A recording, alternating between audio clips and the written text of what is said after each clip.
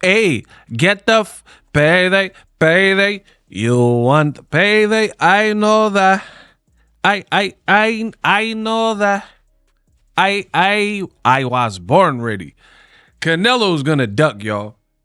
That's it. I can end the video right there. What up, Fight World? It's your boy Ego, and I'm back with some more boxing. Okay. Now, this came across the desk. Shout out to Kamal Oz, Ego's Army. Salute. For more boxing news, make sure you subscribe. Now, it came across the desk that the IBF has extended an invitation. Peep the wording. Extended an invitation for Canelo to enter talks with IGLESIAS for a fight for the vacant belt. As you guys know, Crawford, I think he has one belt that hasn't been accounted for, but he already lost all of his belts one way or another. WBC, he didn't want to pay them, so they stripped the belt. The other two belts that he doesn't have, I've already made videos about it. You would know this if you subscribe to my channel. If you don't know this, that is your fault because it's free to you. All you got to do is hit the subscribe button. So Crawford no longer has the IBF.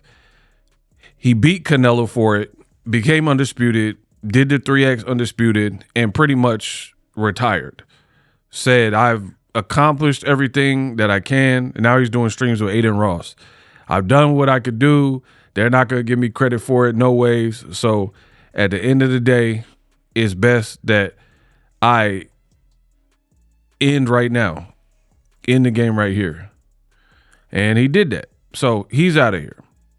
Now, the former undisputed 2X champion, Canelo, has been given an invitation. Now, there are some people, this is what I tell y'all, all of the time, there's a lot of low-quality content available in boxing.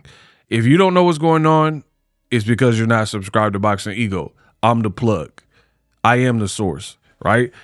There's a lot of low-quality content, and ultimately, there's people that put out lies. Like, they want to do the boxing thing, and I've inspired a lot of people, put it that way. So they want to do it, but the problem is you'll never be as good as Boxing Ego because you aren't even accurate. You dig? Like, you got to be accurate. You have to, like, people will lose respect for you. You lose credibility when you just put out stuff and the information is bad. So there are people who are framing it and saying that they're ordered to fight. It's not what it says. They're not ordered to fight. They've extended invitation because they're the number 1 and 2 rated people with the IBF. So I guess they can discuss a fight for the belt, pretty much. But it's not like, oh, this is a mandatory eliminator, we're ordering it. Big difference.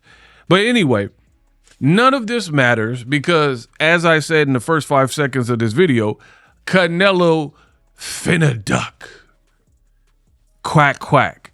Canelo finna duck. Here's why. You have a young, under 30, so to me that's young, 28-year-old Cuban southpaw who's almost 6'3", and he has a 90% plus knockout ratio. 14 fights, 13 ended in knockouts. And your boy Ego has watched him fight. He can fight.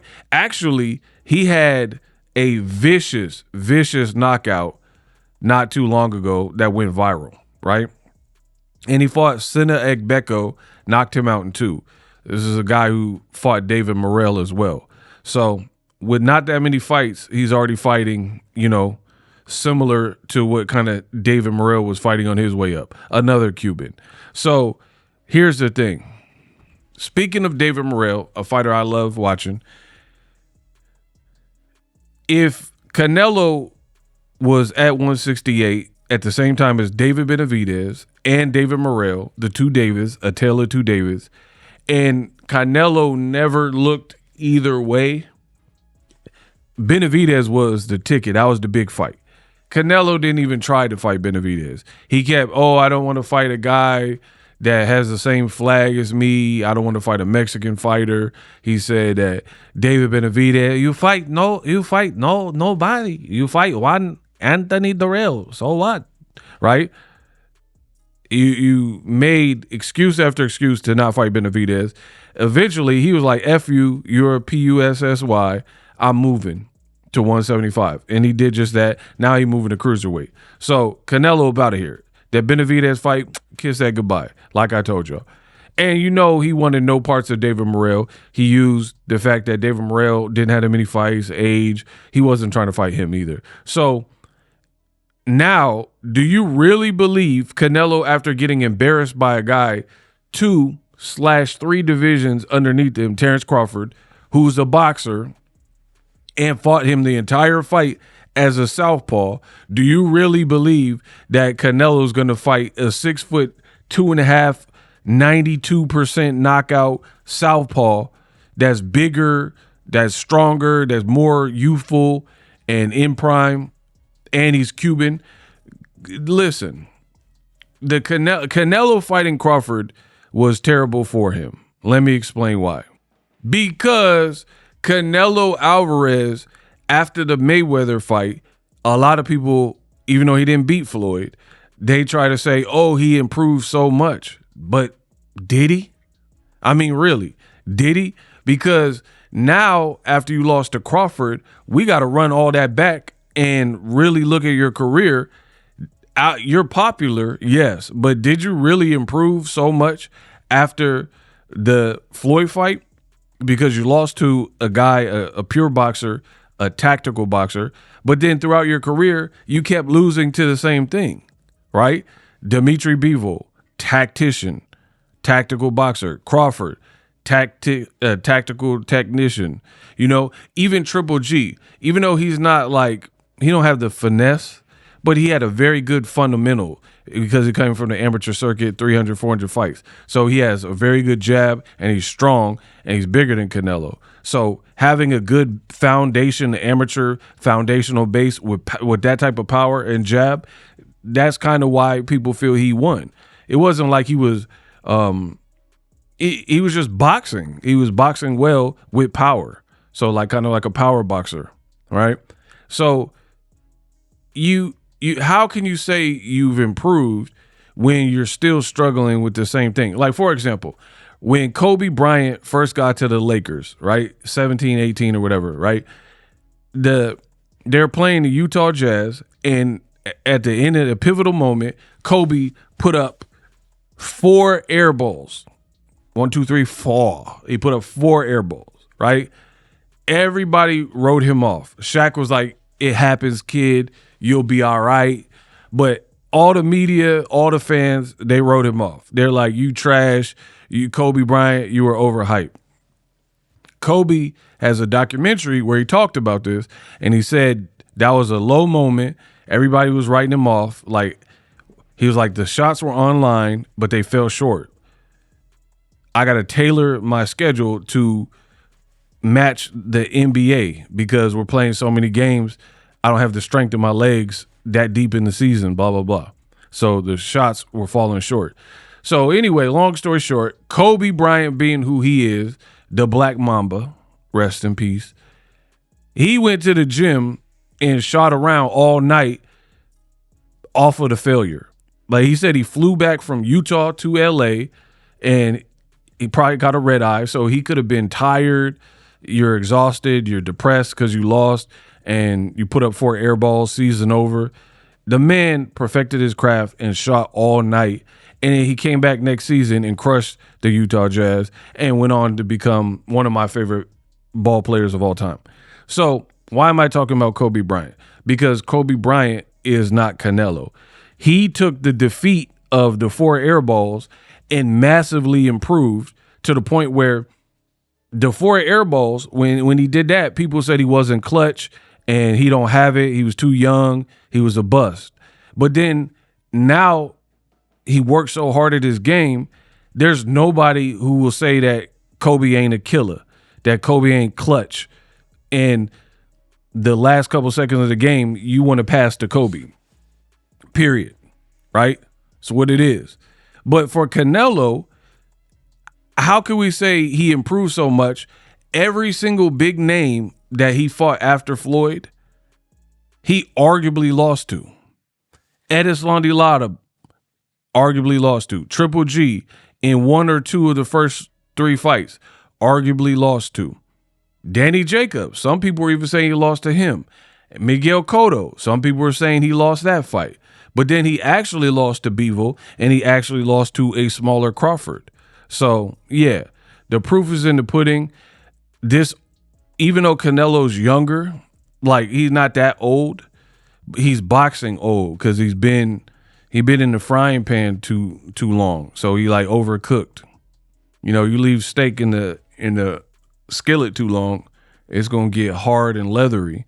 And I have no faith that Canelo, coming off a loss to a smaller boxer like Crawford, is going to move in with a southpaw. Look, from Cuba, like I said, who's 6'2.5" with a 92% knockout ratio, who's younger than him. Because if you were going to fight for it, and it's only one belt, so it's not even like undisputed. So the stakes aren't even high enough for a Canelo to take this fight. So I don't know what happened. They'll probably just move on to whoever's behind Canelo, because I definitely don't see Canelo at this stage of his career taking this. Because if you're about it, you about it. You would have fought Benavidez. You would have fought David Morrell, because at one point they were the OSLEYS IGLESIAS of the division. You know what I mean? That up and comer, right?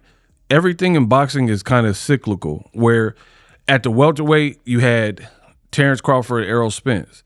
But then the generation after him was Jerron Business. You know what I mean? So Errol Spence, the boogeyman, first it was Keith Thurman as the boogeyman, then it was Errol Spence, and then it moved to Jerron Ennis. You know what I mean? Cyclical. So David Benavidez, David Morrell, and now one of the up-and-coming boogeymen. And some of y'all don't know him, but I've watched him fight. OSLEYS IGLESIAS, he's raw. He's raw. And like Diego Pacheco, he's pretty good, but he looked pretty vulnerable in his last fight. In his last couple fights, there's been some, I don't know, type of moment. But OSLEYS, he looking like the goods. So I don't look for Canelo to take that walk. You know, he's made a lot of money, and I just don't see it. So Canelo will duck. Peace.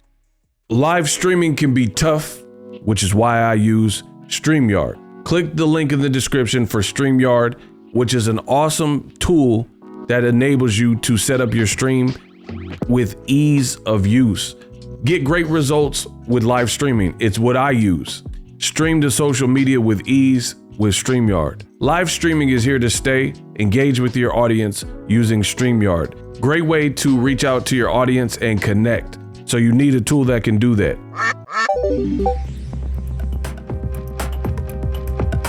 If you're new to YouTube and you're struggling to get views, one tool I can provide to you is TubeBuddy. I've been on YouTube over 10 years. I use TubeBuddy daily to crank out videos just like this one that you're watching. Learn how the pros do it with TubeBuddy. YouTube receives a lot of traffic, which also means a lot of creators, a lot of people putting out content. So you need to learn the ropes so you know how to separate yourself, especially if you're new.